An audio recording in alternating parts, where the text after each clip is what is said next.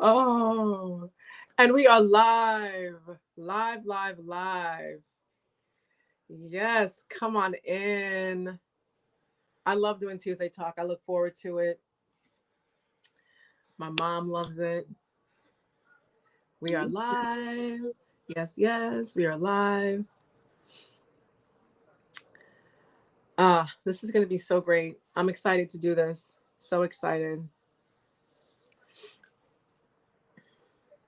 Come on in, family. We are streaming in a lot of different places. So we're on Shrine of My YouTube, Shrine of My Facebook, Yoga Girl Sai, my page, a few other YouTube pages. So it does get a lot of visibility. Okay. Want to welcome? Yeah, it does. It does, and people watch it later and comment on it and stuff like that. Yes, thank you, Bakari Jambor. Peace and blessing, Queens. I love that. I love it. I love it. When you're coming in, let us know where you are coming in from. So my mom was an English teacher. She retired after 30 years of teaching. So whenever I hear people say, "Let us know where you're coming in from," I know that the "from" is a preposition and it just dangles, and I can hear my mom, trying to correct it. So where you coming in from, people? Right, right. Let That's us know which city, which state, which country. Let us know. Let us know. Come on in. We have an amazing Tuesday talk scheduled for tonight. And I've been doing Tuesday talk for 3 years. And it just goes to show the breadth and depth of our community and what it is that we know. So we are a great community. We really are. And we need to lean on each other yes. because we only have each other. Y'all can go test out that theory. We're gonna be right here when you figure it out and you could bring your black behind back. Right on, Okay. man. We are enough. We really are. We are enough. Mm-hmm. Okay, man. Oh, yes, I can my aunt.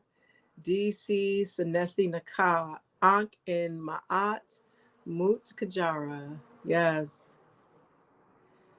We have Sakina Ra. She is a member of the Shrine of Ma'at, an active member, a very loving, caring member. And she says, Ankh in Ma'at Queens from North Dakota. We've got Haru, Jehuti, Pata, Umika, Temra, Akimaat Abet, Senjahuti, coming in from Oakland, California, sending us much myrrh. Come on in. Yes, I love it. I love it. I want to thank everybody for participating in Tuesday Talk by showing up and passing the information along and participating in the chat, etc., and just really being dedicated to Tuesday Talk. It's something that we, that I recognize and we all need to have. Thank you so much, Sakina Ra. Thank you so much. So I'm going to get started and appreciate the people who are here. Tonight we have Mut Kajara Nebthet. Did I say that right? I'm sorry. Did I say it right, Nebthet? You did. Okay, good. I always freeze. Sorry, guys. Rekhit Kajara Nia Ya Nebthet is the author of many books, including Ra Seikhi Reiki Level 1, Kemetic Reiki Level 2, Sekhmet Rising, the newest edition Healing Ritual Magic, and many more. She has also written articles for three other books: Sister Vegan, Natural Dread of Atlanta, and Magical Calabash. Rekhit Kajara is a Heal Thyself ambassador of wellness, medicine woman, priestess, community activist, African holistic health consultant, spiritual warrior, sacred woman, educator, mother, tree hugger, and nature lover who has dedicated her life to promote health, wellness, and natural living in our community. Rekhit Kajara has been practicing and teaching womb wellness and energy healing for over 15 years. She is a natural healer as well as a teacher of all ages for over 20 years, sharing lessons in health, wellness, women's health, Black history, yoga, and metaphysical sciences. She is also an artist and entrepreneur who has traveled the United States sharing her handmade jewels for over 20 years. Mut Kajara Nebthet was raised in Chicago. She healed herself intuitively at the age of 16 using a technique which is called Reiki. She received a Bachelor of Social Science from Florida State in 1993. During her time in college, she committed herself in working to uplift Black people. She started her own business, Nia Designs, in 1991, for which she made and sold jewelry at festivals and to stores on the East Coast and Midwest. She taught in African-centered schools between 1993 and 2000. During this time, she taught a variety of subjects, including health, physical education, Black history, Swahili, entrepreneurship, math, science, yoga, as well as arts and crafts to children of all ages. That is so beautiful. Mukajara was attuned as a Reiki master in 2000 and was initiated as a general initiate into the mysteries of the Ankh in 2000. She also began to facilitate Sacred Woman Gateway in 2000. She trained over 100 women in Sacred Woman circles and retreats between the years of 2000 and 2012. She became the Heal Thyself Ambassador of Wellness, as well as a certified fasting and detoxing therapist in 2006. She received certification as a holistic health practitioner from Dr. Layla Africa in 2006. In 2007, she was assigned to teach energy healing to our community and began teaching Kemetic Reiki classes in Chicago. This journey led to Ra Sekhi Arts Temple being founded in 2007. She was initiated as a priestess of Shango, Yemaya, and Oya in 2008. She has worshipped with Christians, Jehovah's Witnesses, Hebrews, Muslims, Rastafarians, Buddhists, Wiccans, Native Americans, Akan, Yoruba, Vodun, and NGE, and has come to one conclusion. All spiritual systems teach people to live right. The names serve to divide us. Ra Sekhi classes are open to those of African descent, no matter what spiritual system they follow. And with that, I welcome Mut Priestess Rekhit Kajara Nia Ya Nebthet. Welcome to Tuesday Talk. Welcome. Thank Welcome. you. Thank you so much for giving me the opportunity to share here with you. Yes, thank you. So, family, when I read her biography, I was like, what? We have a gem here. I'm going to jump right down to the last paragraph. When you've studied in multiple places with multiple people who have different ways of seeing how you connect to the divine, the different types of methods, seemingly different, become a little bit more similar and a little bit more familiar and a little bit more open for others to kind of understand that people are seeking one, like really, well, not really, seeking one spiritual divine being that undergirds and governs nature and life. That's how I see that. I'm taking this class called Altar Call and by Teacher Trell, and I've kind of come to that conclusion a little bit from that class because even though I personally will not practice something that was given to our ancestors through enslavement, I have a different understanding of why people do. And that class has softened me to my position, not changed it, but softened me to understanding why people practice that way by looking at other African spiritual practices. You can see the Africanness in the way that we practice it. And Teacher Trail has um, the Black church, images of the Black church, images of voodoo priestesses in New Orleans, of Europe, I mean, just everything. And I went into that class with an open mind. So now here's the synergy of all of this. Then I read her biography, and you can see that the path to enlightenment, the path in African spiritual systems, that path does not exclude other spiritual connections. So, in as much, when we discuss healing, are we throwing away our Western doctors? No, we're not. Because they can check your heart, they can check your blood pressure, they can check and clean your colon, they check for cancer. You can just, you have asthma, you can use a rescue inhaler. So we're not going to throw away Western medicine. There's some parts that we may or may not choose to participate in, right? That's right. So, but we also have Eastern medicine. We have Native American medicine. And guess what else we have? We have our own, the most ancient practices in healing. And so it's really important to understand our role in it and the breadth and depth of it. So before we jump into our deeper discussion, can you give us a general explanation of what Ra Seikhi Arts actually are? Yes, Ra Sekhi Arts are actually the healing arts that are from our ancient ancestors. So the Ra, of course, refers to the energy of the sun, which is what gives us all life and energy. And then the Sekhi refers to our own personal, what we call Sekhim, is our own life force energy or personal power. Some even call it spiritual power, but it's like the chi or the ki that other systems talk about is prana.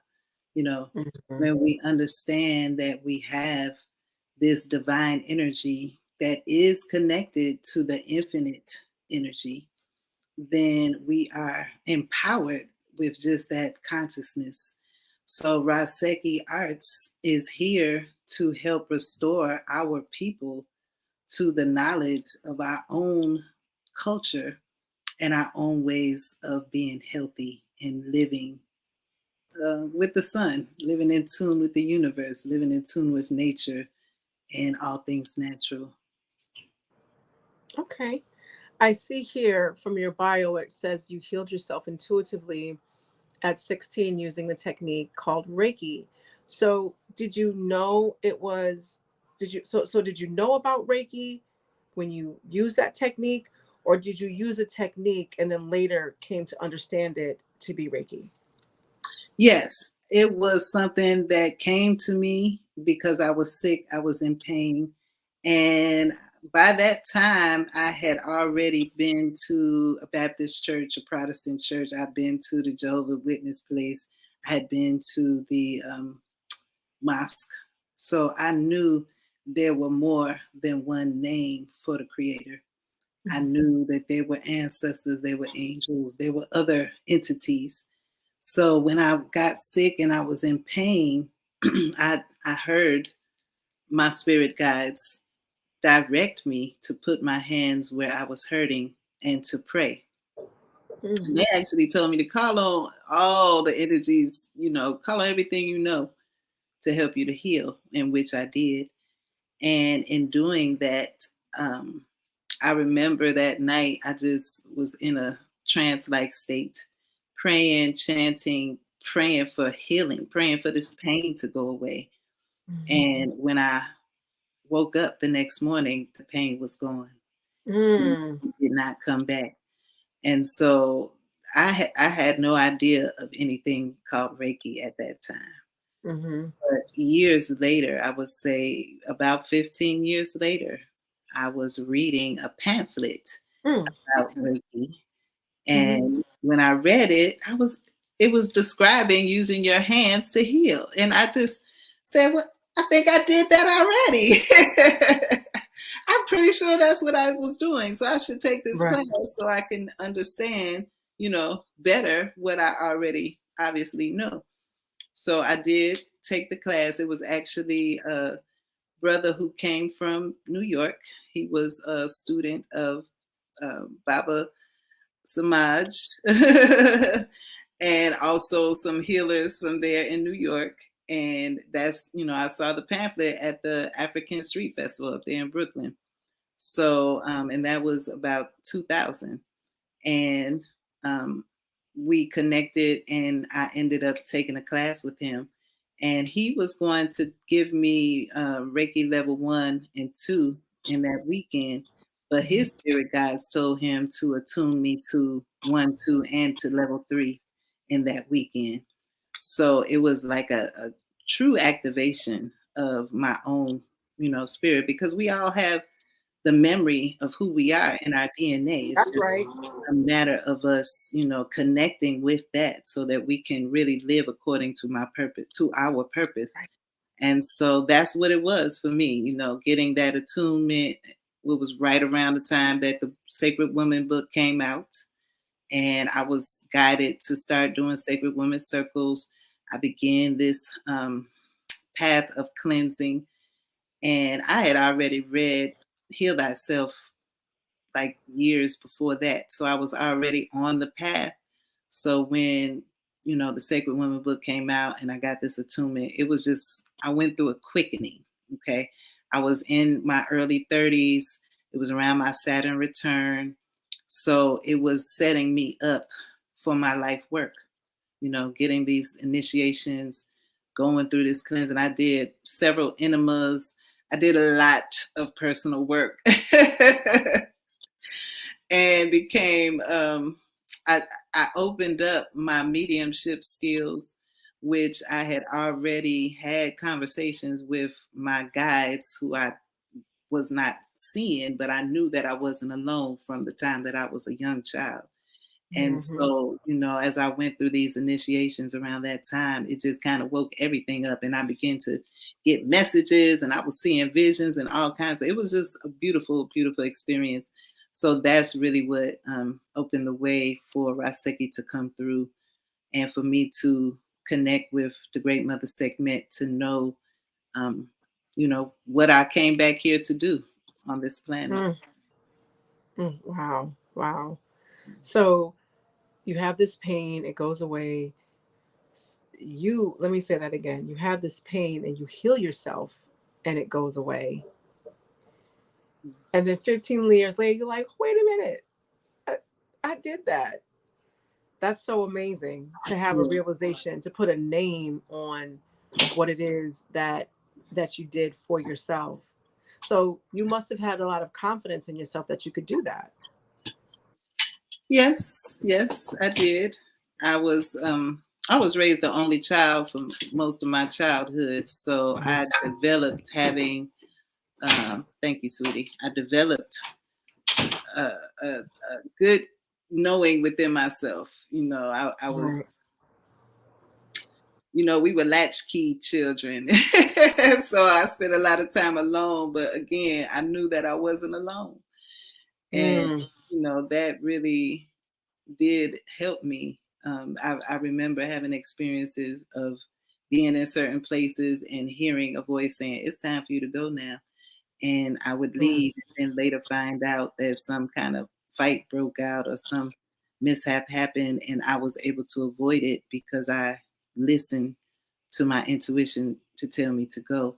So Mm. I would say I did learn to listen to my higher self, to my spirit guides, to my Thank you. intuition, at an early age to trust myself. That definitely helped a lot.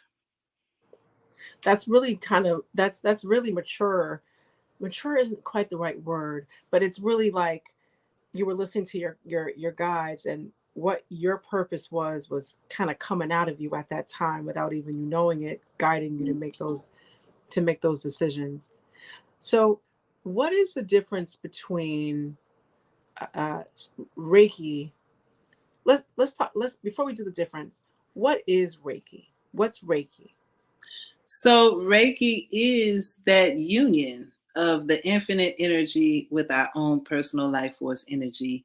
And we use it to cultivate our energy so that we can master energy and be able to use energy to heal, to use it to build, to manifest, or whatever it is that we want to do.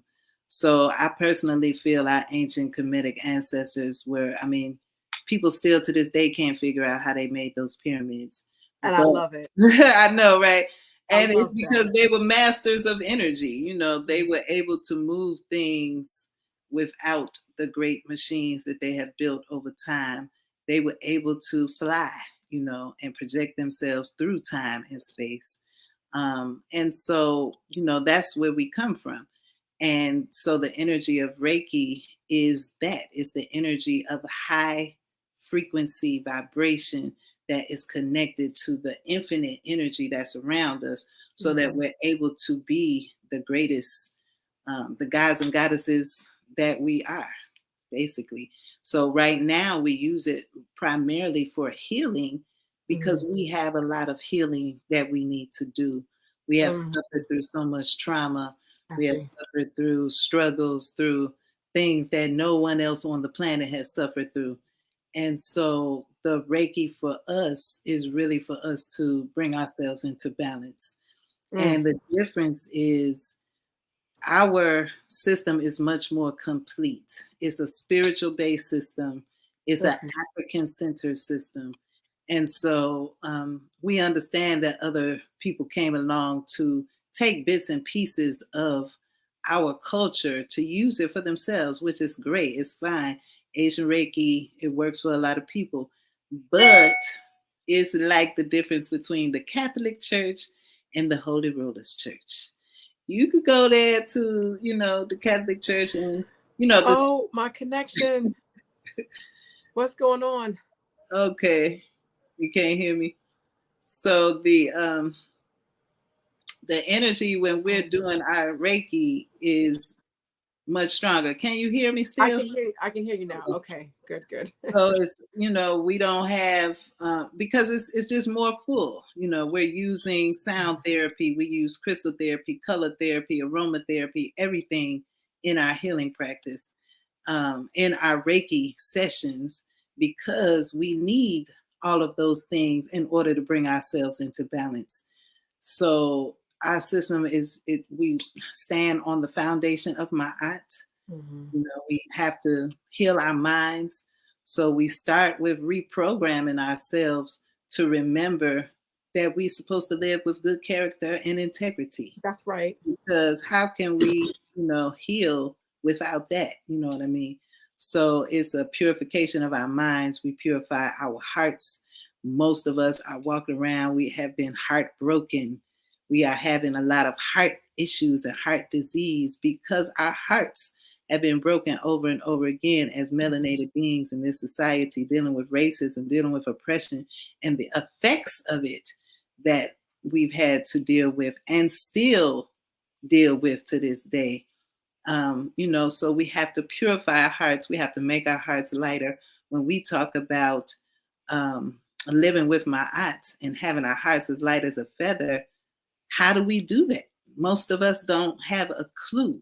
So Ra Sekhi Comedic Mm. Reiki helps us to understand those steps that we can take to make our hearts lighter.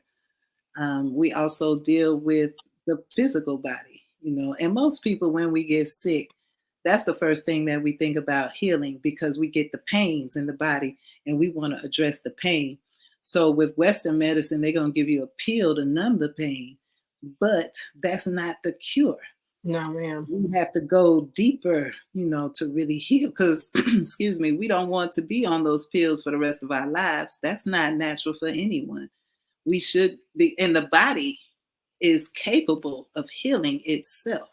The way the Most High made us, we are divine beings, and our entire immune system fights for us to live. No matter what is going on, it's going to continue to fight disease and germs so that we can live. So when we give our physical bodies the help and assistance that we need, to kick our immune systems into really doing that, we don't need to go outside of ourselves for anything else. That's right. That's right. Yes. I Mm. like that you added all of everything else, the sound therapy, the color therapy, aromatherapy. I didn't know that was a part of it. I thought it was just physical, hands-on energy work to heal the body. Yes, that sounds like a really comprehensive, thorough, holistic experience to address whatever is ailing you at that time, even if you can't put a finger on it, literally and figuratively. Right. Yeah. Yes. It has to be holistic. That's what the great teachers taught us, Dr. Sebi, Dr. Africa, Dr. Paul Goss. We have to heal our entire, we have different aspects of ourselves. Hmm. We have our spirits that we have to heal, and That's right. without having a strong spiritual connection, you will have some type of sickness, whether it's physical or mental or emotional. So, that is that's why we do use everything that has a frequency. Hmm. And so sounds, crystals, herbs, and plants have frequency, Hmm. um, even fragrances, certain incense. If you burn, a lot of us have been burning sage because we know it clears negativity and it shifts the vibration, it shifts the ions in the air. Hmm. It definitely helps to kill germs and certain other things that can be, in the air, frankincense and stuff like that. So all of these things, which are a part of our culture, are also a part of our healing process. Hmm. Mm. On the weekends, when my mom would clean the house, and I would either hear some Earth, Wind, and Fire, Kool and the Gang type music, or Yes. Bob Marley, and incense. My mom burned incense, and I grew up. My dad definitely burned incense in his house, and I burn incense every day. There's a candle burning right now, and I have incense burning all the time, no matter what's going on. And it just it makes everything better in terms of the energy in your space, no matter what you're doing, having a good day, bad day, or whatever. So it's interesting that, you've practiced in different spiritual walks. There's this tri-sectional cross section these past couple of weeks with Easter and Good Friday and Ramadan and Passover. So I wanted Mhm. to kind of talk about that a little bit. First, I'm going to mention Ramadan with fasting, and it says here that you're certified in detoxing and fasting. Can you explain some of the benefits of fasting? What is a fast? What is a detox? What's a cleanse? And how is the body changed after the 40 days of Ramadan, based in your opinion? So fasting is definitely a part of our traditions. And we are in a time now where most of us overeat, and Mm-hmm. also we're consuming things that is not even real food. We're living in a time now where they have put poison in the food, the water, and the air. So there are a lot of toxins and poisons that are being distributed amongst the people. So the fasting for us now is even more important because that is the way that we give our bodies an opportunity to clear itself of toxins. Okay. Once we stop eating, chewing foods for a period of time, the body, like I was saying before, our immune system begins to kick in overdrive, and our body begins to do the work of clearing the things that are not good for us, the things that um, have been lingering. And most people don't even understand that our bodies are not made to digest meat. So carnivores have certain teeth to break down the meat. They also have more than one stomach, and they do not have the 27 or more or less feet of intestines. So when we're eating meat, it tends to linger within us much longer because of the way our bodies are made. So, fasting gives us an opportunity to digest some of that material that just sits because most people are eating 2 and 3 or more meals a day, which is a lot for the human body to digest and function properly. And so, having that meat product, which can take 3 or more days to digest, is just going to make us um, accumulate toxins within our colons and throughout the other organs as well, the digestive organs. So the fasting is very good for us physically to give us an opportunity to cleanse. But also, when we do the physical cleansing, it gives our bodies an opportunity to do some emotional cleansing, Mm-hmm. and some spiritual cleansing as well, even mental cleansing. We don't realize how cloudy our minds can be Mm-hmm. until we fast and juice for a few days and start to get that real clear mind. You become lighter in every single way when you're fasting.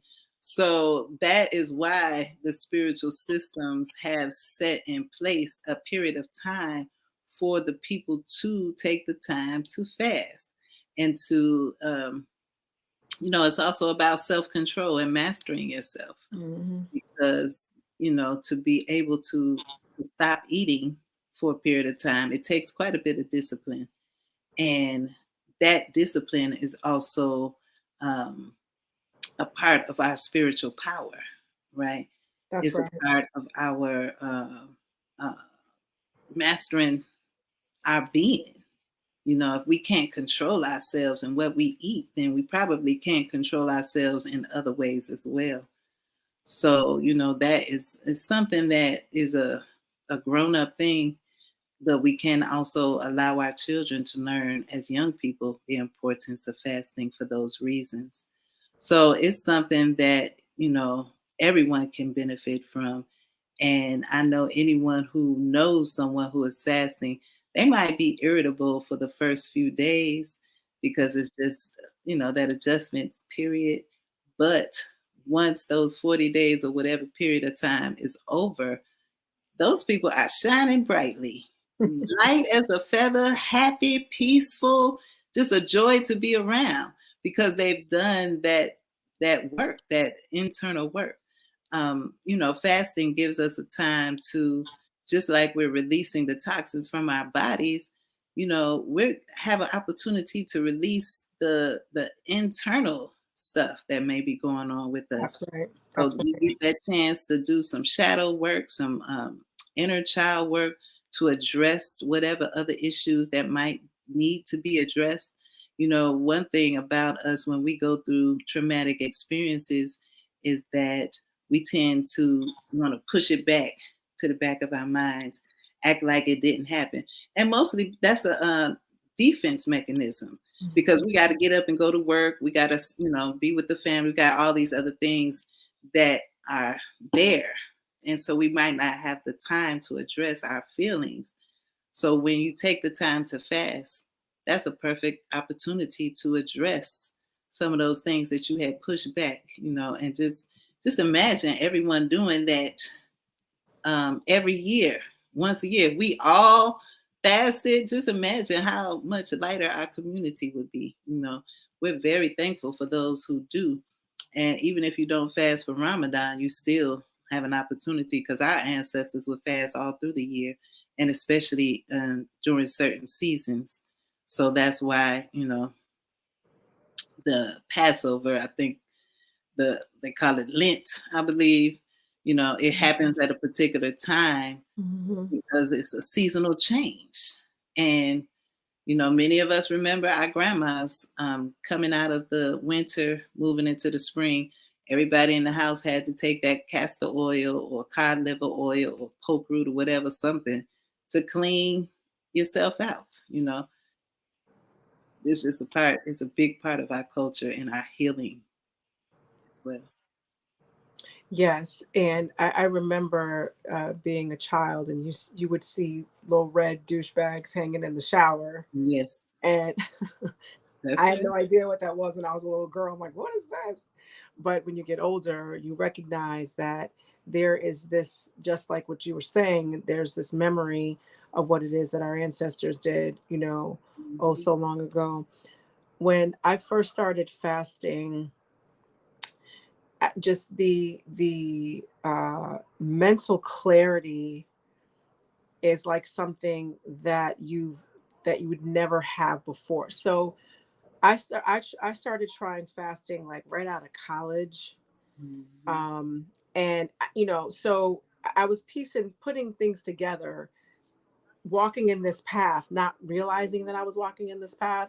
I've always been a bit, when I saw in your bio, you said tree hugger. I would call myself, and still do, would call myself a tree hugger. And I've done different things putting it together. So I tried to detox. And I remember I was doing this with my friend Angel. I'm like, Angel, let's do this 48-hour strawberry detox or fast or whatever. And so you would get this, we got this bottle, and she got a bottle. You had to mix it with water. And I did it for like 4 hours. I was like, girl, I ate some food, girl. She was like, I did too. I was like, this is hard. And it was, and in retrospect, yes, you want to do it with a buddy, but if there isn't like an overarching understanding of the emotional, psychological, and spiritual aspect to fasting. And also, I didn't have an understanding of colon health the way that I do now. So I was just sitting around looking at the clock like, dang, 48 hours. I only got I got 44 more hours left.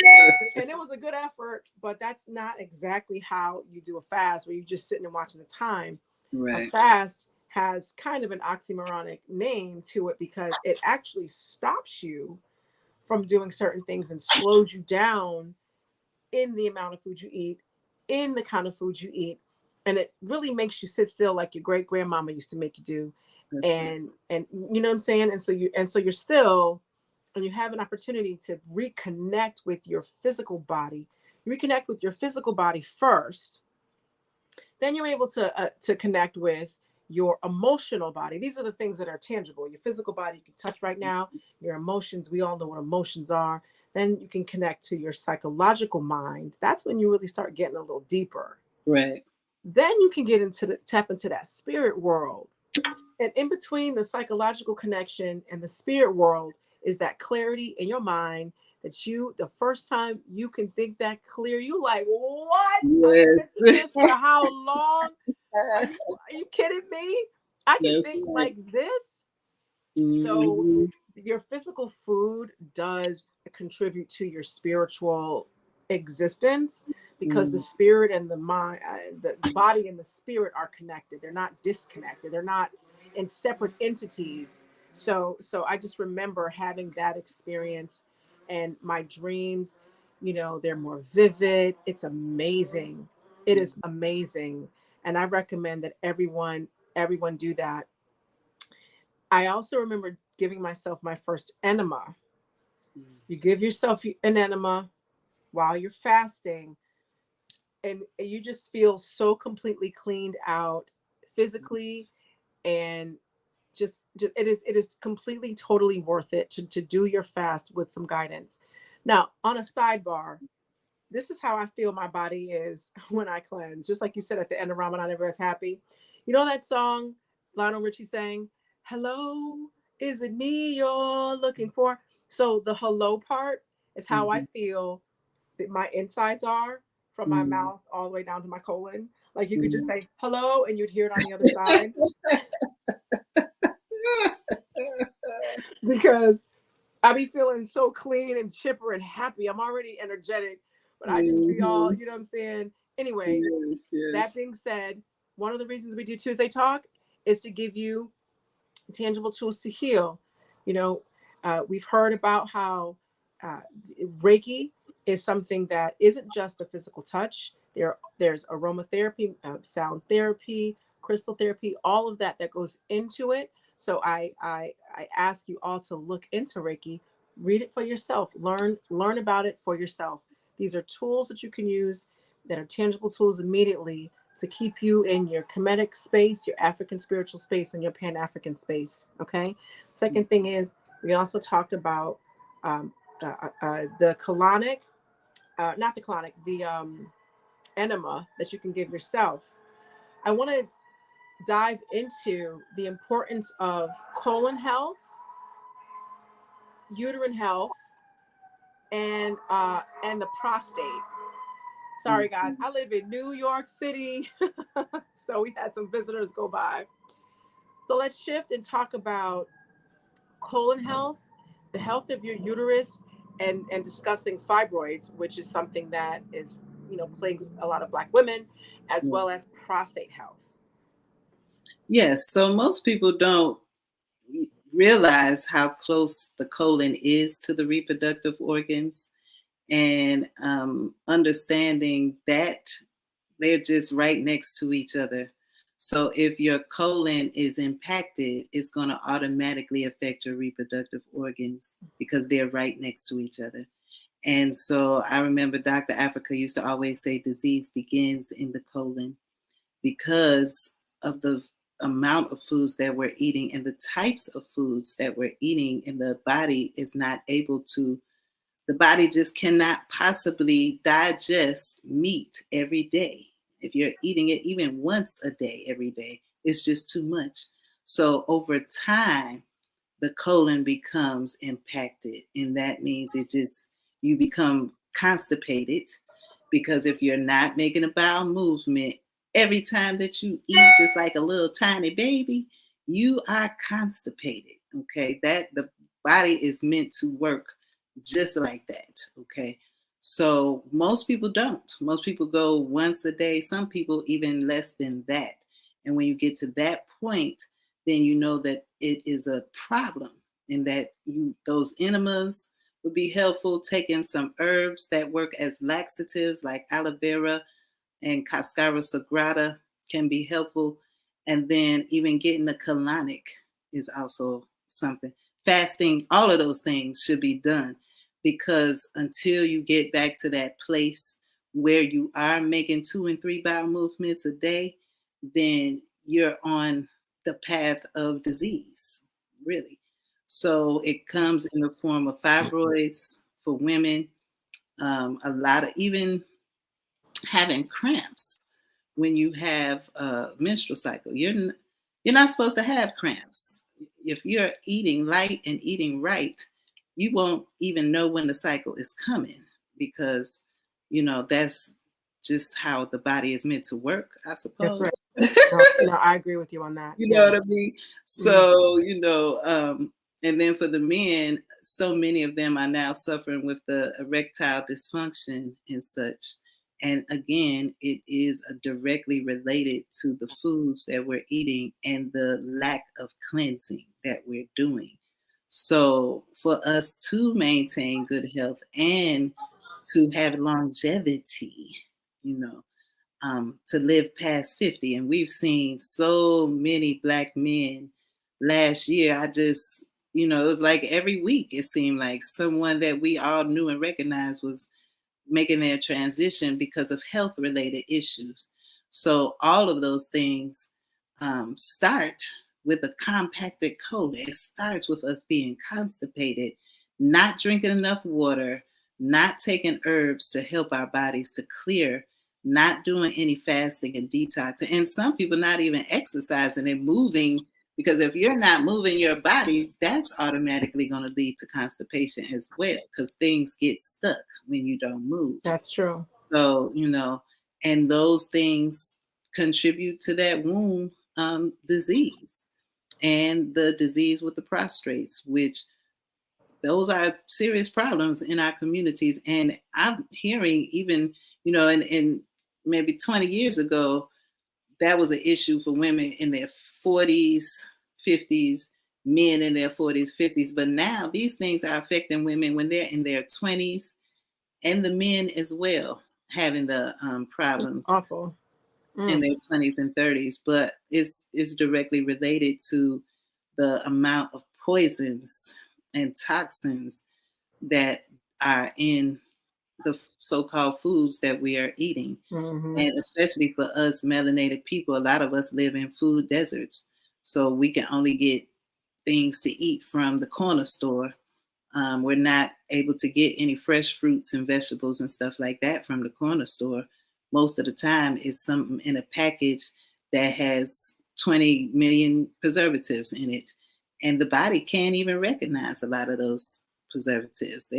When we eat that red hot stuff that they put on the chips, when we consume that, it's immediately seen like a poison in our system, because it's a man-made chemical. It's not even a natural thing.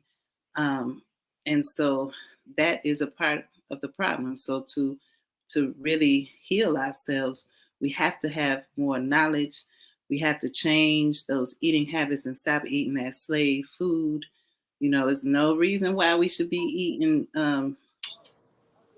feet, pig, Chitlins, any of that. We should not be beef, eating gizzards, oxtail. Please stop. none of that. Livers and stuff like that. Mm-mm. Come on, people. Um, Especially when there are just so many vegetables there out there that are natural. I mean, we could go out in the woods and find some stuff that we could eat that has a higher nutritional content than those meat products. Mm-hmm. So, excuse me, stuff like burdock root, chickweed, these things grow all over the South. I don't know about y'all up there up north, but Mm-hmm. y'all got cousins. You Right, have right, people, right. you have, connections. And that is the direction that we are moving in, Yes, as it we're moving is. to be more healthy, and even society, because they have realized they cannot, it's not enough chickens to feed all the restaurants, all the schools, they ran out of chicken a long time ago. That's why they've been cloning meat and serving rat and cat and Whew. everything else, calling it chicken. Um, so the world is moving towards a more plant-based lifestyle, Mm-hmm. and we need to be, well, I think we are some of the pioneers in that movement, because we've been eating ital and been vegetarian for a long time. Dick Gregory taught us about that.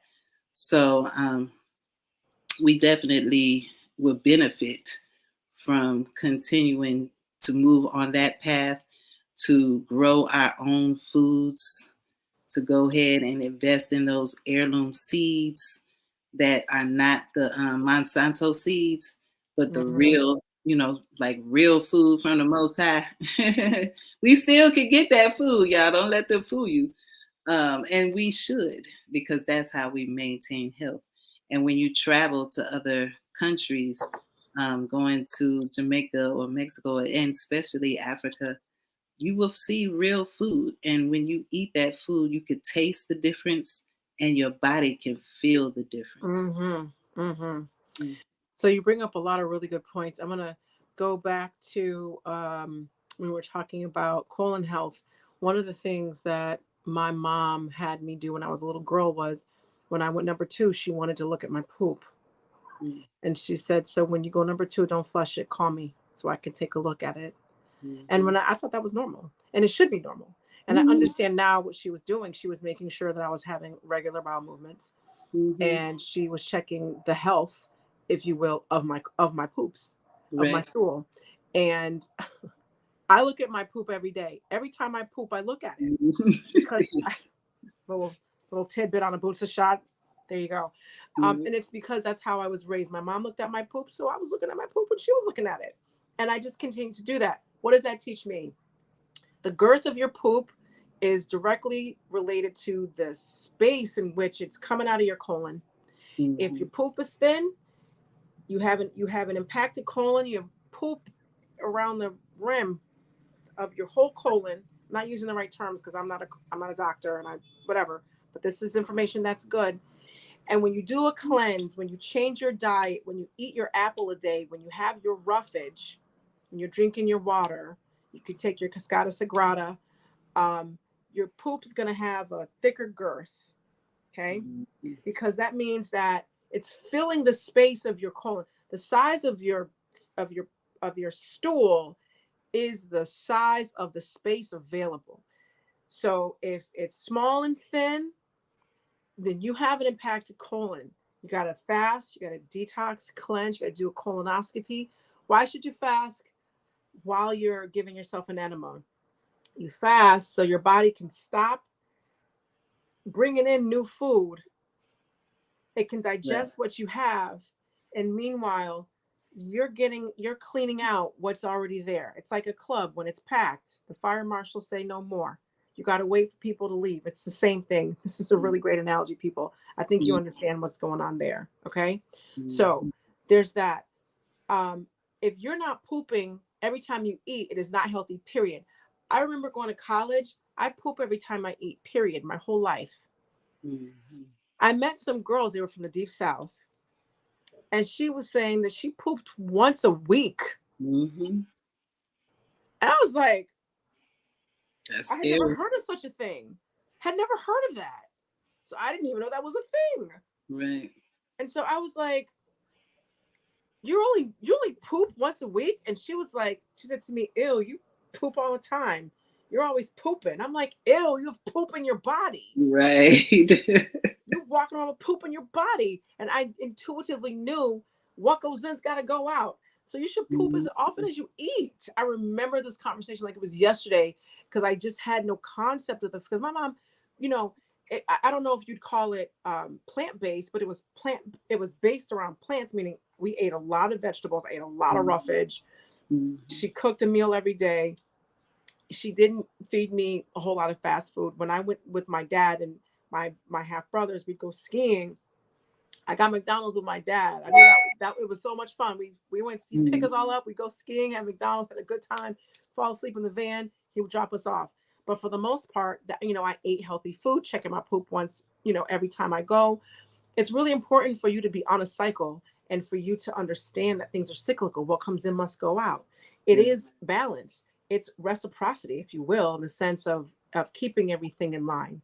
Okay.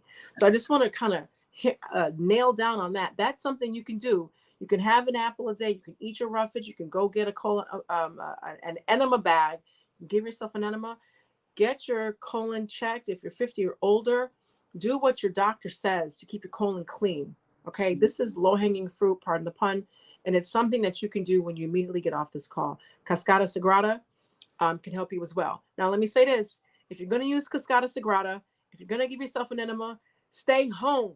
Don't be trying it and you going out. Don't bring your friend over. It's your first time y'all hanging out. It's going to be a problem because you don't know what's going to happen in your body. You might have some, you might cramp a little bit, it might be a little uncomfortable because it's loosening up all that gook and it's excavating, if you will, everything out of you.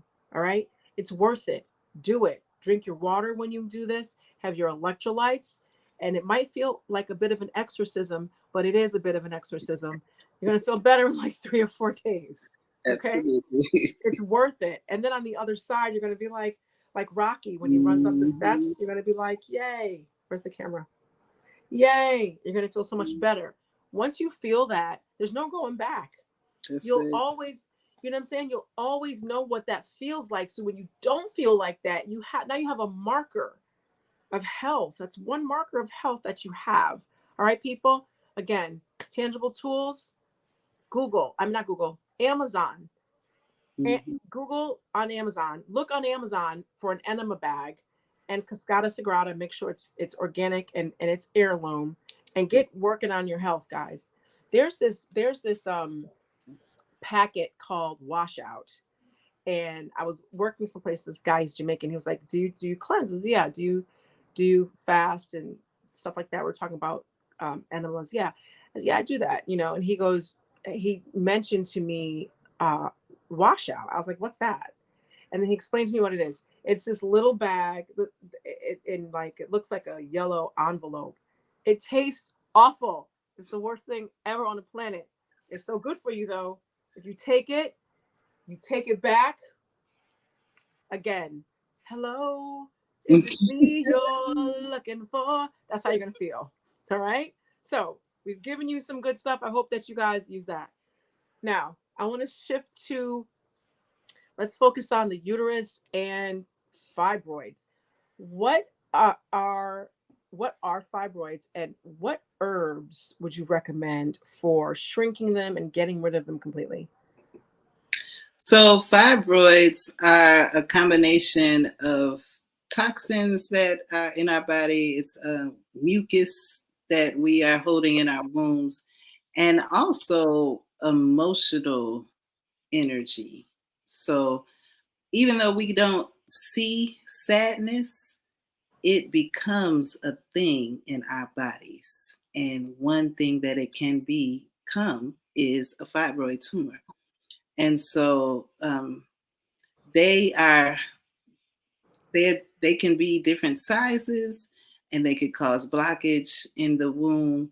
And to help to clear them, I encourage people to do a few things. You want to take some herbs like Don Quay, Queen of the Meadow. You will have to do some cleansing of the colon. We already mentioned the Cascara Sagrada. Aloe vera is one of my favorite herbs to use because it's native to our land. It's all over Africa, all over the Caribbean islands.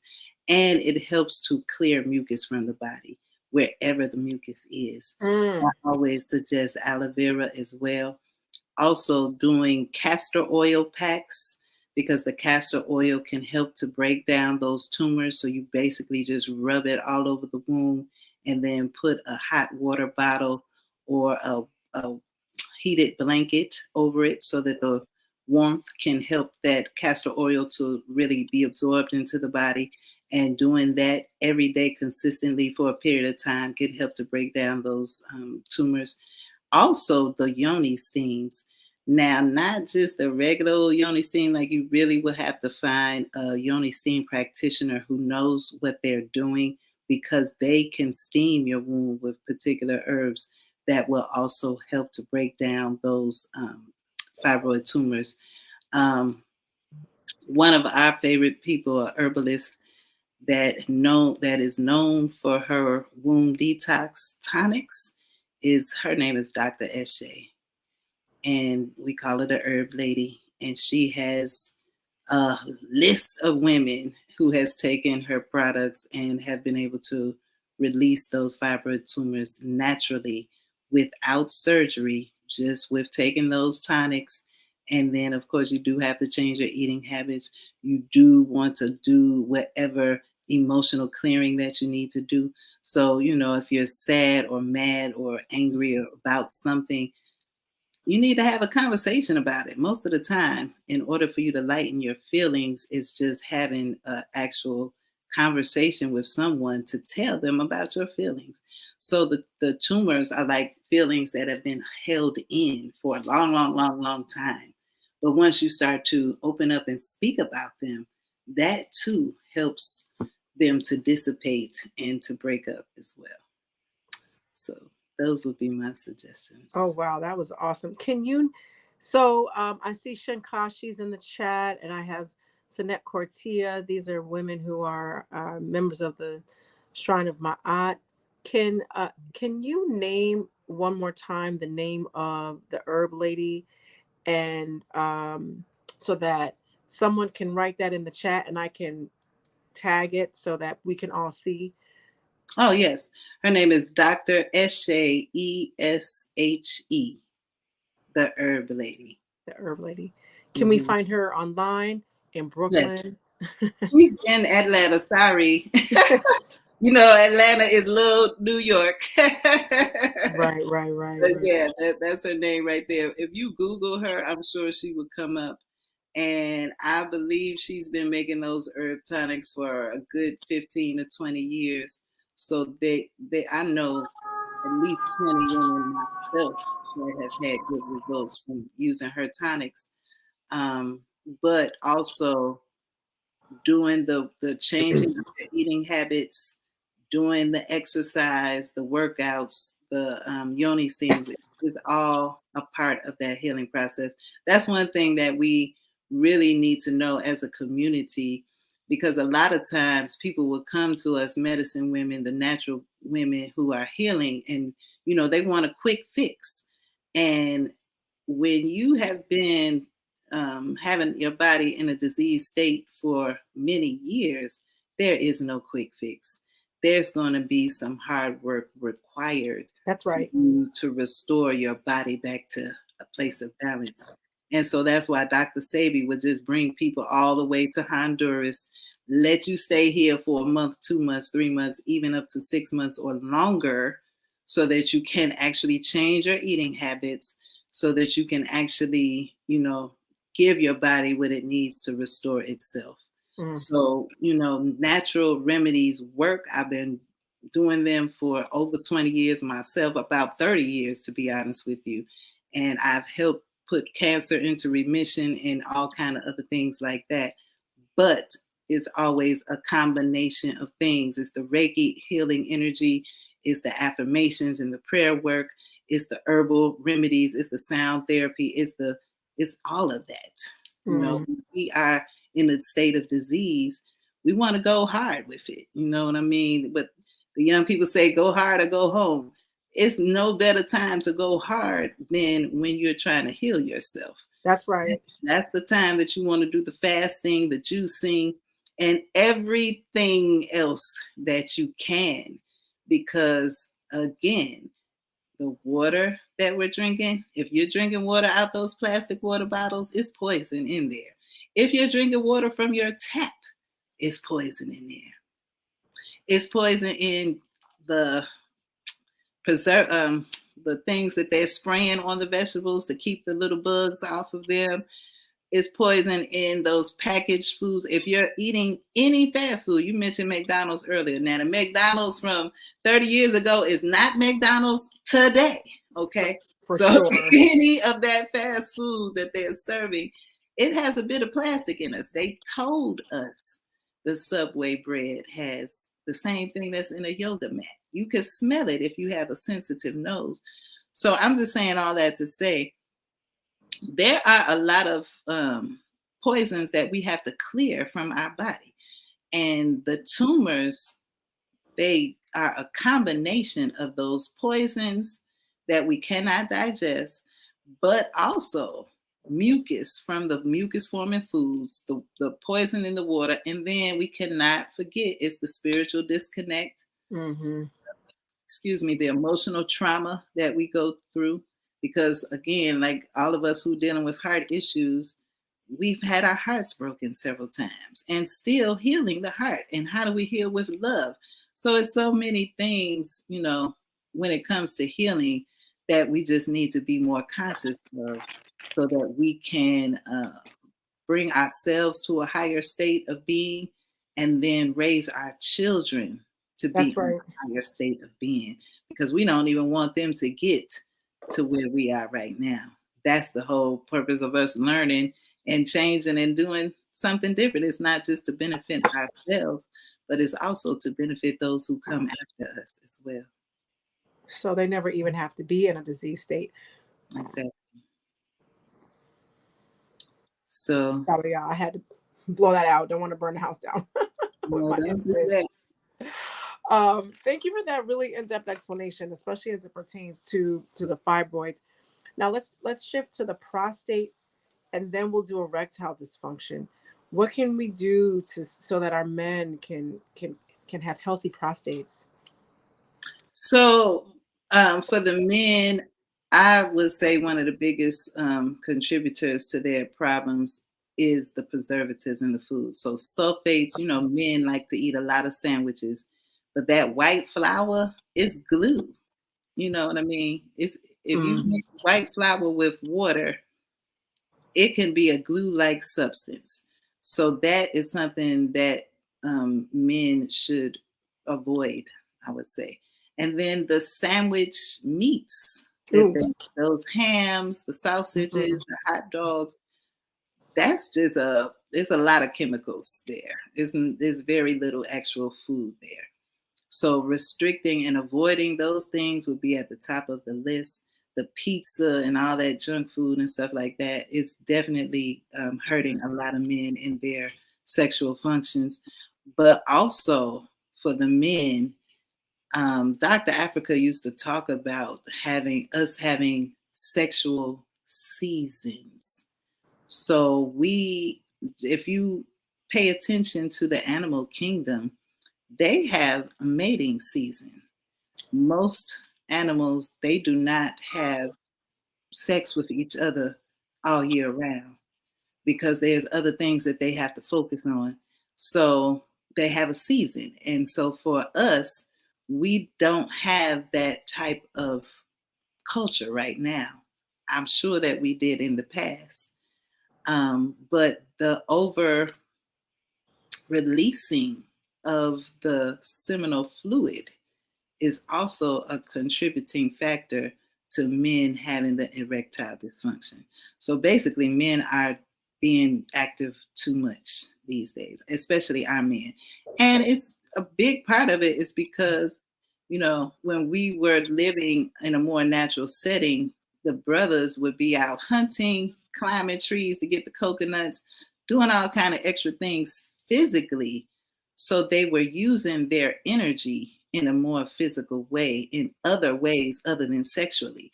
Now here in America, the men don't have the opportunity to do those things. Right. So black men, if anybody who has a son will tell you, nobody has energy like a young black man. They can go, okay?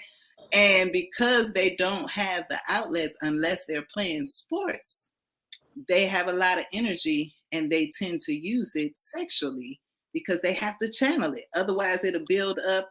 They become angry, over aggressive, and all of that as a result of it. So the over sexualization of our community is a problem as well, especially for the men, and has led to them having some sexual dysfunction. And so to remedy that is to have the control where you have an orgasm but don't release sexually the seminal fluid, but to I can't think of the term, but they are Semen supposed, retention. Semen yes, retention. yes, they're supposed to retain it, and that would strengthen the men as opposed to making them weaker. I'll never forget that lesson Dr. Africa taught us, because we most of us, we just don't know about it. I haven't heard any other teacher talk about it as much either since that time, but that is a problem. So for men to have that retention and then to be more conscious of their eating habits and to use certain herbs. So we know saw palmetto is helpful for the brothers, ginseng, there's one called yohimbe, there's a Caribbean herb, I think it's horny goat weed, something like that. But definitely reaching back to our roots from Africa, from the islands, because they still have a lot of herbs that we've been using for thousands and thousands of years. And for us to go and get those herbs, those are the ones that are most helpful for us, actually. Mm. Listen, brothers, she laid it out. She gave you the herbs, sisters. She gave us the herbs in the process. Roll it back. And we've got the website for Dr. Eshe and the herbs that are used. And remember, just a reminder, um, heirloom means that it's non-GMO. It was not created in a lab, and it is the seed of the plant that your great grandmama had. It means it's real food. It's Right. unadulterated, unmolested, untampered with, unbothered. It's in it, and it comes from an old stock that has been kept real, if you will. It's crazy we have to say this is real food. Right. Organic means the way something is grown. What kind of soil is it? What kind of food was it given? What kind was it sprayed with pesticides? How was it treated? Did it have there are natural ways to keep insects and animals away from your food? Was that used? So don't confuse or interchange heirloom and organic, because they mean two different things. You always want to get both if you can, but heirloom for sure, because that's the real, that is actual food. Those are actual seeds. Okay. Um, and when you're having your citrus fruits like lemons and limes and oranges, grapefruits, etc., make sure it has seeds. Because where did it come from? Where did that one come from with no seeds? It ain't real. Not real. Don't eat it. Basic stuff, y'all. No Mm-hmm. seeds, ain't real. Put it down. When I shop and get organic, I want them to open that grapefruit. I want to see what's in it. I have had them do that. Open this bad boy up. I say it nicer than that, but they open the bad boy up and I see what's up in there. The seeds are there. Then boom, I know that those fruit have their seeds. The best thing is to get to growing your own or finding a reputable source. Because I live in New York City, and I also visit my mom in Connecticut. We have a garden in Connecticut. So the hardiness zones are different. Hardiness just means what you can grow, when you need to plant, when you need to harvest, and what it needs based upon the climate, the temperature, moisture, sunlight, and really in the Northeast, temperature when you have your first and last frost. That's what hardiness means in a nutshell very quickly. If you live in Connecticut or New York or Chicago, someplace cold, find something down south somewhere, y'all. And y'all need to make some connections so that you can get your food. If you're from the Caribbean, stay in touch with your peoples. You can go Yes. get it, bring it back, do something. Because that, just like what was stated earlier, that's where you have some of the, real food and food that you can't get.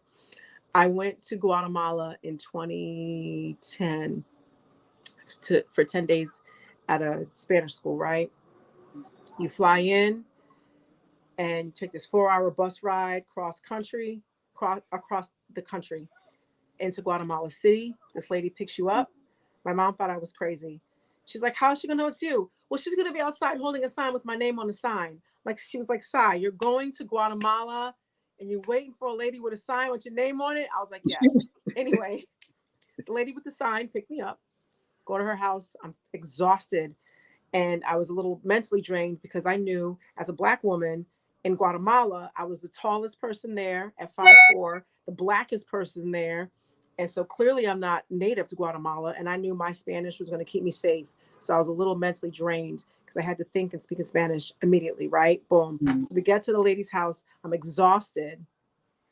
She makes some chicken and some lemon zinger tea. I'm like, all right, boom. Eat the chicken. I was like, oh my God, this chicken tastes so good. Now I'm Black, y'all. I've had chicken before, but to her point from earlier, it tasted so much different. I literally was like, oh my goodness, over some chicken. Why is that? Because in this small part of this village part of Guatemala, where you had not Mayan, you still had Mayan people who lived there, who were practicing their religion blended with the Catholic Church, which was the first time I saw a synchronized religion with my own eyes. I was like, what is this? But I didn't say that, but I take note of stuff that I don't know what's going on. And so there was still some native culture preserved. And I assume that also meant with their food, right? And so when it was mentioned that the food tastes different in other countries, it will shock you how different food tastes. Now, I'm not saying start eating chicken so you can compare it. I'm not saying that. I'm saying 13 years ago, I was in Guatemala and I tasted the difference even before I was able to get myself into this spiritual space. I realized I was always walking towards it. And another thing about the power of herbs, I've been using herbs for about 23 years. And I first started because I had allergies, and I'm like, I'm not the first person on the planet with allergies who use allergies medicine before Allegra. I'm not using Allegra forever. That's what I'm not going to do. So where is this herb? It's somewhere. Somebody got it. I'm gonna find it, right? So this was kind of at the beginning of the internet, and I found this place, and I'm not going to give the name of the website because they have new owners and the whole joint is different. But back then it was just these two people. I think they were just like hippie white people. They were, because I saw them on YouTube later. Just hippies out in Arizona chilling, making herbs, growing herbs, selling herbs. They only corresponded via email. You couldn't get them. You couldn't get them on the phone. I even asked. I'm like, I've been dealing with y'all. How come we can't talk? It's like, it's cheaper. Just email us. Anyway, long story short, there was this female herb that combination. Now, I never had serious cramps. I had minor cramps. My boobs would get super sore. Why am I sharing this with you? You'll find out in a minute. They would get so sore the day before I started my period. Then the next day, I would have a pretty uneventful three-day period, and not heavy all 3 days, just 3 days of shedding, right? And that was it. Very uneventful. Not a week, not 10 days, not heavy bleeding, not changing your pads or tampons every hour. And these were some of the white girls I went to school with, because I went to prep school in Connecticut. These aren't even the sisters who had it, right? So then after a while, I had no symptoms. And I was using these herbs. And eventually I would be like, oh my goodness, I just started my period, because I had no warning. I didn't have that day before. So just like what you were saying earlier, you get to a point where you don't even know when you're going to have it. And so I'm exercising regularly, maintaining my weight, maintaining my percent body fat, pooping every time I eat, checking the poop, fasting every once in a while, or at least trying at that point, taking the herbs. Your girl was looking good. Period would just come out of nowhere. No symptoms whatsoever. And so even when you live a relatively healthy life, when you introduce herbs into your life, then you can sense the difference and feel the difference, and you can literally see the difference. I haven't had a symptom from my period for over 20 something years, because I don't necessarily even take those herbs anymore, because like I said, it's different owners. But because I do take herbs now, and I have read about them, and ever since then, when I try to get something for my allergies, it opened up this whole world of herbs to me. And there's no looking back from that. Mm. So living a regular life where you wake and sleep regularly, eat your food, have your salads, eat an apple a day, do all of the things that we've been discussing on this show, what we've been discussing tonight, and all of that, it really makes a difference in your health. Now, I'm going to segue into erectile dysfunction, talking about salads. Baba Paor, I don't know if you guys know Baba Paor or not, but he had this salad. It was an amazing salad. Oh my goodness, the name of it slips my mind at this point. But consuming salads helps with erections. Brothers, are you consuming your salads? Are you eating your salads? Y'all Mm. need to be eating your salads. Why? Helps with erections, and it keeps your colon clean. Yes. Roughage cleans you out. Simple salad every day can super help with male health. So while we're in this space, um, did you give the herbs for the prostate again? Yes, I did mention the saw palmetto, That's right, saw palmetto. the Mm-hmm. yohimbe, the horny goat weed is another one. Ginseng also can be helpful. Those are my top ones. And But you, like you mentioned, just mhm, something as simple as eating salad every day, you'd be surprised how good that will feel for men and women. mhm, And then the fresh juice also, because of the nutritional value of the food is just not what it used to be.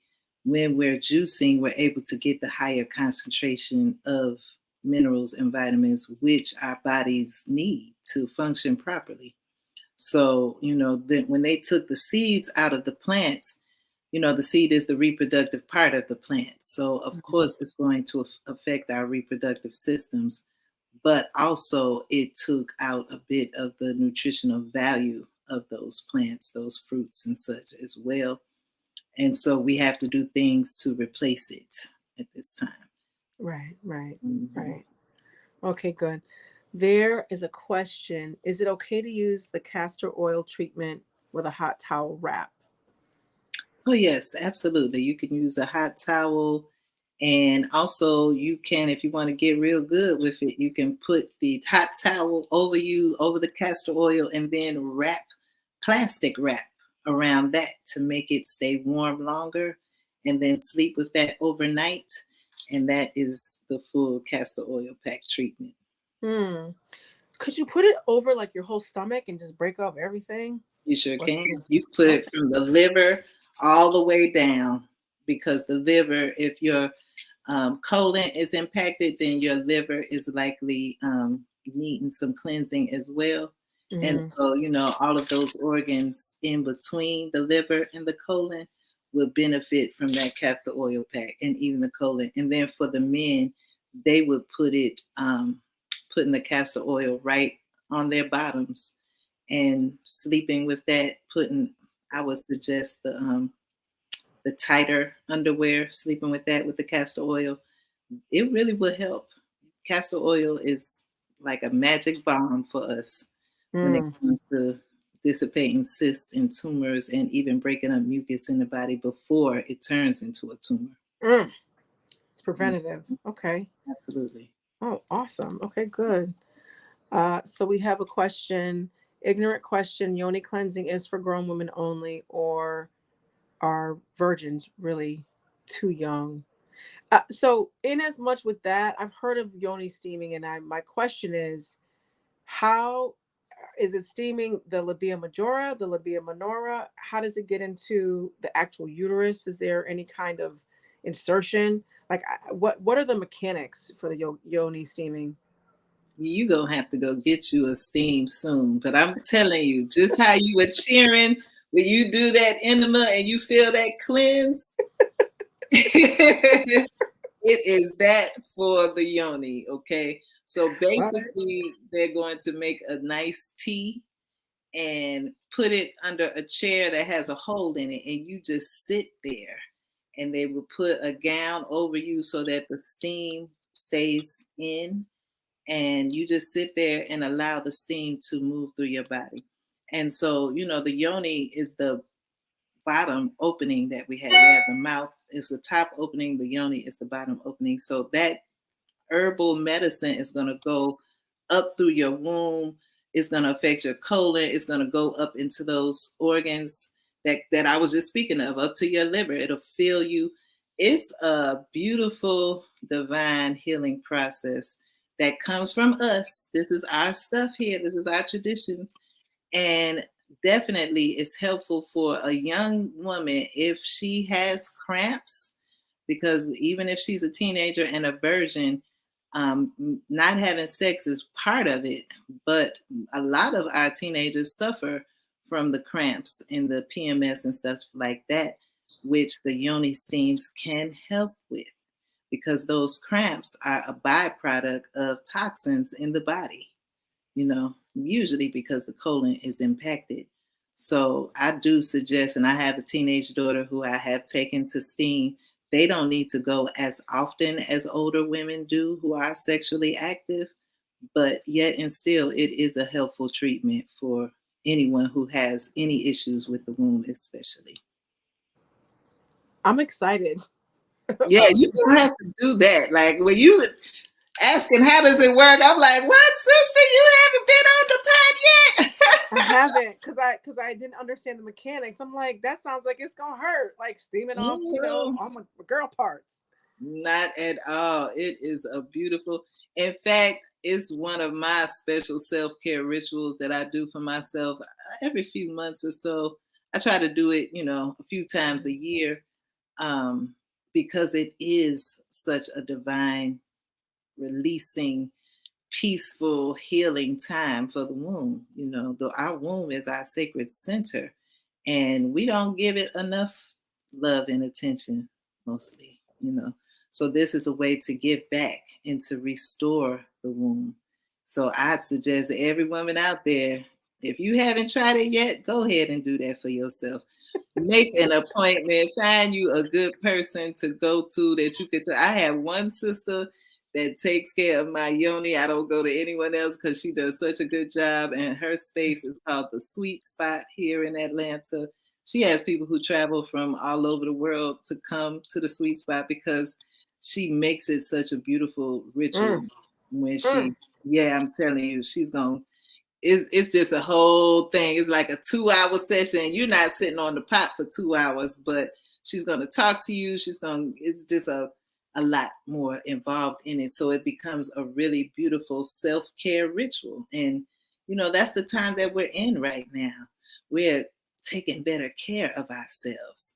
We as Black women especially have been taking care of everybody else so Everybody. much better than we take care of ourselves. And Mm-hmm. so now it's time for us to redirect some of that energy and to return it to ourselves, to love ourselves more, love our bodies, just take the best care of ourselves that we can. We have to do that. That's how we can live long and be healthy as well. Mm. I feel like jumping on jumping on a chair with the hole in it right now. I'm telling you. Like, I'm gonna hit some people up. Yo, I want to go get a yoni steam. What's up in New York City with the yoni steam? I know Okay. y'all have somebody up there doing them. And some people do things, some men can steam as well. It is helpful for the men with the prostate issues. Mm-hmm. So it's a very similar process. It's not invasive. All you're doing is sitting there and letting the steam and the herbs work. Okay. Hmm. So for men, they can also do a steam, and we have um, the herbs that were mentioned. Can they also? You said they can do the castor oil treatment with like boxer briefs on. Yes, yes. So they would rub castor oil, just kind of. In that area where the prostate actually is. Mm-hmm, So, right at the bottom of their bodies, mm-hmm. um, and just rubbing it in and I guess it's better if they have someone who could do them for them Right, do right. that massage time. But that can definitely be helpful for restoring that prostate as well. So they would rub it and then put a towel on it, and then like plastic, and then their underwear. Well, it is a little. I would probably do more like a bandage wrap type vibe, maybe Mm-hmm. in the plastic. So the Mm-hmm. castor oil in like a pad type, Just keep it there, keep it there, and then the plastic. hmm What about I see Epsom salt and soaking in Epsom salt baths.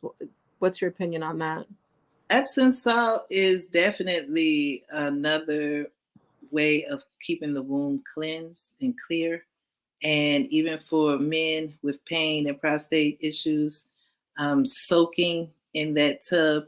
And one thing that Queen Afua would tell us is to do the sitz bath. So you just soak in your reproductive organs, that area, and then doing a hot soak and then a cold soak, hot then cold, then hot then cold, because it's the changing of temperatures. When we do that, it allows the body to break up the blockages and the toxins and to help with that releasing as well, and Hmm. the restoration. So that is another traditional thing that we've done through the years to restore our health in those areas. Because you have to remember we've just recently had all this new technology, but we've been healing ourselves long before we've had the technology. And so those are some of the things that we've always done. So I have another question here. Um, Sinette Cortia said, "Can use a crock pot, constant heat." Can you explain that? I think that has to do with the yoni steaming and also the prostate steaming. But can you just be a little bit more clear in the comments, and I'll come back to that question. So you Um, can go to someone to do a yoni steam for you, or you can do it yourself. You can buy yoni steam herbal teas from people and take it home and using a crock pot. If you have a seat with a hole on it that you can put under the crock pot, you can certainly do that. The good thing about the crock pot is that it goes, the temperature goes up and down. So it's not just on all the time, it's on and then it stops and then it comes on again. And that's really the effect you want for the yoni steam. You don't want it to just be boiling the entire time that you're sitting there, because that may be too much. Now, I have also had a yoni steam um, when I was in Jamaica. And he just sat me on a bucket with some herbs and boiling water and put the towel, over me. So, again, this is something that we've been doing for a long, long time for healing. And we can definitely work it out in whatever creative way that we need to make it happen for ourselves. hmm. Mhm. So sometimes I have irrational fears that are not consistent. I have I'm allergic to seafood, nuts, bee stings, blah blah blah. And so I have an EpiPen that I've never used. Why? Because I'm afraid of that little needle. A friend of mine explained to me that she's used it before, and it's just a little prick. It doesn't hurt at all. Meanwhile, I have tattoos and I'm not scared of that. So, and I said to myself, how are you not afraid of tattoo needles? But that little thing right there.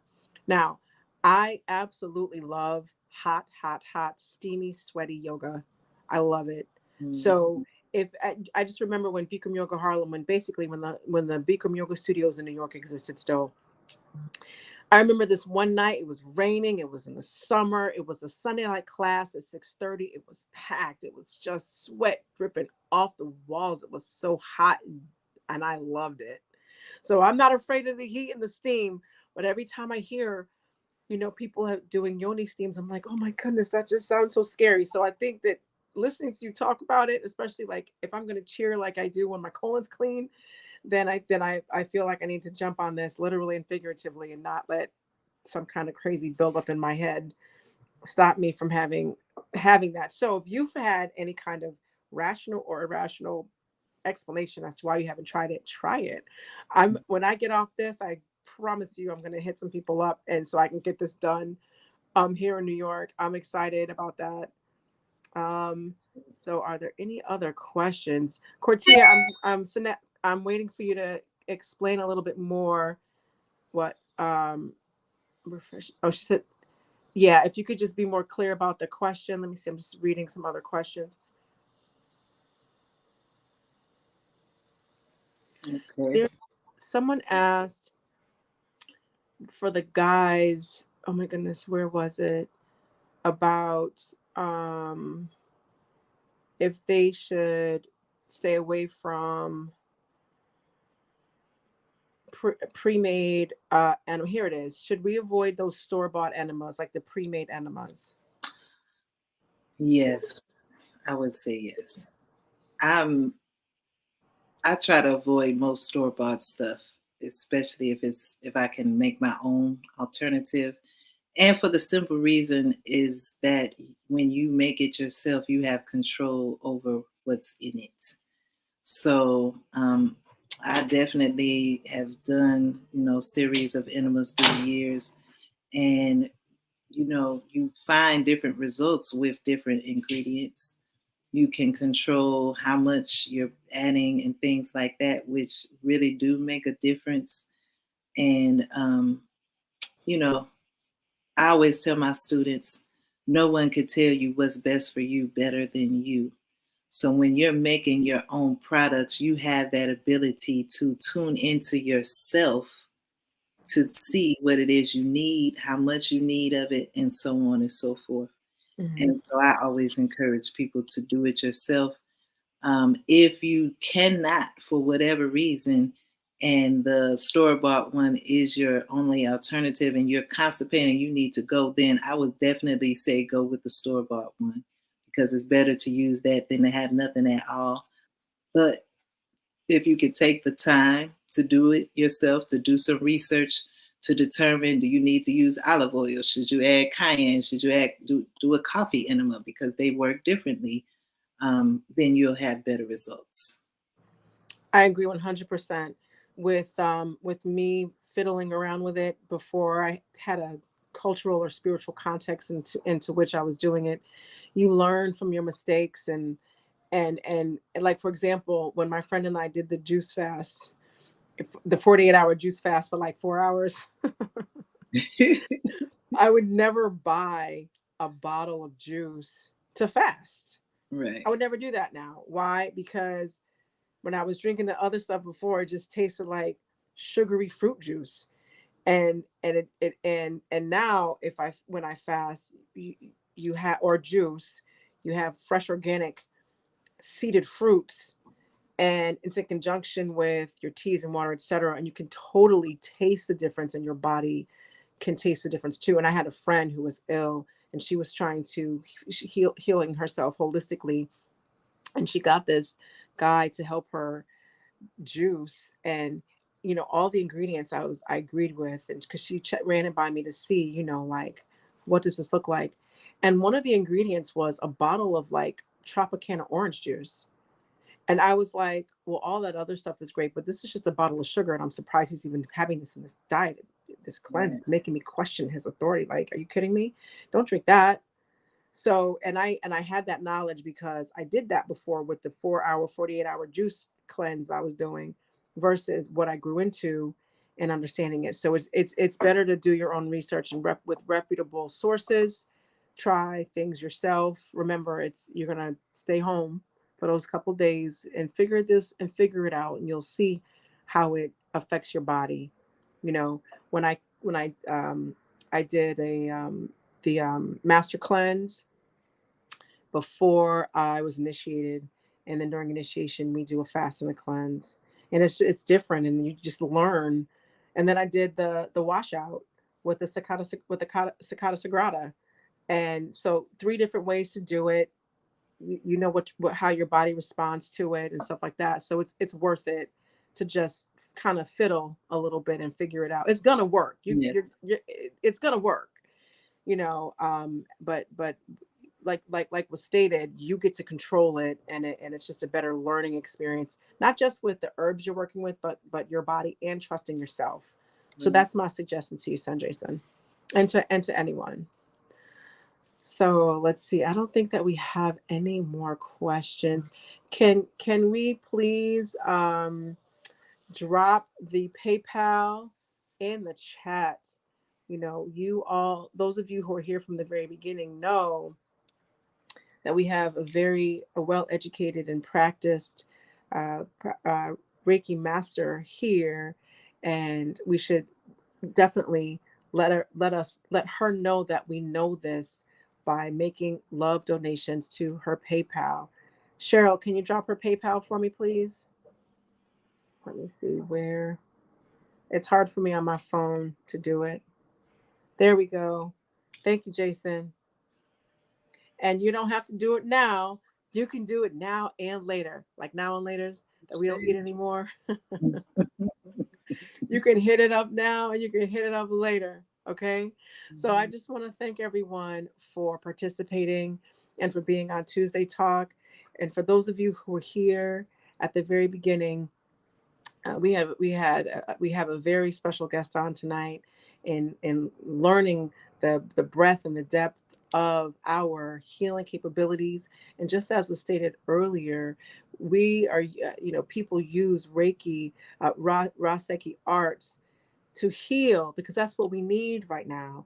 And I absolutely love the fact that our people have individually and simultaneously, collectively said, you know what? I'm going to heal myself first. I'm going to heal my body. I'm going to heal my mind, my soul, my spirit, my money, my everything, my relationship, my hair, my skin, all of it, just in our healing era moment. And this is another holistic, all-encompassing way to heal yourself. So please look into finding the closest Ra Seikhi Arts master or practitioner in your area. Maybe you can spend a weekend in Atlanta and have some services. Go to, what is it, Sweet Spot? Yeah, the Sweet Spot is the place to get the yoni steam. Mm-hmm. But for us, we do have practitioners all over the country, and we have a list of the practitioners on the website, the Ra Seikhi Healing site. Also, we do retreats and classes all over the country as well. So we're on our way to Sedona at the end of April. We'll be going to Chicago in May, and also Philly to do Comedic Reiki Level 1 and 2 classes. We also have a trip to Kemet planned for August. So we'll be going there to do classes and to do our own self-healing research adventures in that sacred space. We also have a trip planned to go to Brazil in November, and there will be a few other classes and retreats in between the time throughout the year as well. So you can always find our class dates and locations at rasekhihealing.com. I am also the author of, this is my 13th book that I published this year, it's just a coloring book, but I'm also waiting for our segment Oracle card deck to drop. Ooh, I'm so excited about that. I have to pat myself and those who helped to get this project complete. So we are super excited for that to be released. I'm expecting the cards to come in anytime now. As soon as they come in, I will be sharing online it's been a beautiful project to bring into fruition. But I do also have 12 other books as well, 3 children's books, which talk about health, wellness, and spirituality for our young people. Then we have the Comedic Reiki books. We have a book of African prayers called Speaking with Spirit, a recipe book, Recipes for Elevation. We have a book for leaders in the community that's called A Rising Nation, because we know that there are a lot of leaders who have been misusing their power. So we wanted to put a code of ethics out there for our people, for those who are serving the community and for those who are looking for people who are serving the community, to know what to expect, what not to expect, and what not to accept when it comes to behavior in that way. And then, of course, we have the chakra workbook and the chakra journal as well. So we are teaching our people about the chakras and energy healing from an African centered perspective. So we talking about spirituality, um, working with our spirit guides, yoga poses, recipes, and different exercises that we can do to really heal our chakras and to heal ourselves holistically, Mm, because we in this time, that's what's required of us. that's right. And many of us don't even know we need healing until we start that healing process. One of my most recent retreats, a sister said she came just because, she thought it was going to be one thing. But then when she was participating, she realized she really needed this healing. And so it's been an interesting journey, because it's something that people are not always looking for. When we started, Black people were not talking about Reiki. Okay. So we've had to really educate people on the need that we have to use our energy, to use the crystals, the sounds, the colors, to use the affirmations, and to return to our culture, because that's our real, true healing power, That's to right. be our true African selves and to step into our authentic selves, to release, the oppressive conditionings that we have been walking in for too long, because For that too time long. is over. It's It's a over. new day. And we better get into this new vibration, because the world is already in it. Okay. So, Mm, yes. mm. So, starting a whole new conversation. I'm just going to end it right there. Yes, and that is definitely a great place to end it. And I want to say thank you so much, Rekhit Kajara, for being on the show this evening. This was so amazing. I'm so excited. I got my little assignments I'm gonna do. I'm gonna keep y'all posted, y'all, and everybody. This is another modality of healing. And those of you who've been on Tuesday Talk, we've discussed those other healing modalities. I also want to say that this Tuesday Talk, we'll be wrapping up our Tuesday Talk season for this season. I will be back in the fall, most likely the first or second Tuesday of September. I don't have a calendar in front of me, but it's going to be after Labor Day, not before then. And to stay tuned, I want to say thank you so much for participating and for making our third season of Tuesday Talk very vibrant, and having all of these amazing people on Tuesday Talk is because we do get support. Please make sure to make a financial contribution to our guests for this evening. Everybody who comes on here is an expert and is a legend. 20, 30 years, you're going to be like, yeah, she was on Tuesday Talk. Well, she's here now. So let's just make sure that we give in ways that also help all of us to be able to do the things that it is that we need to do. So once again, thank you so much. I had so much fun doing this tonight, and I'm going to be looking back over for those list of herbs, and just I just want to say thank you and dua to everyone. Um, I can't believe it's going to be my last Tuesday talk for so long. I love talking to y'all, so I'm dragging out my goodbye just a little bit longer than I normally do.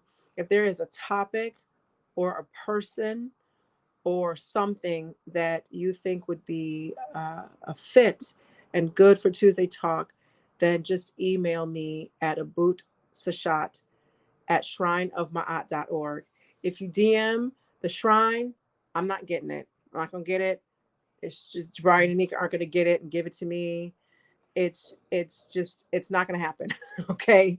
So please just submit to Abut Seshat at Shrine of Ma'at, a person, a topic, a website, an event, something that you think would be really good for Tuesday Talk. So with that, I bid you farewell. Thank you so much, and I will see you in September. Much, much to the family. Mwah. Udjah, Seneb. Shema Ma'at.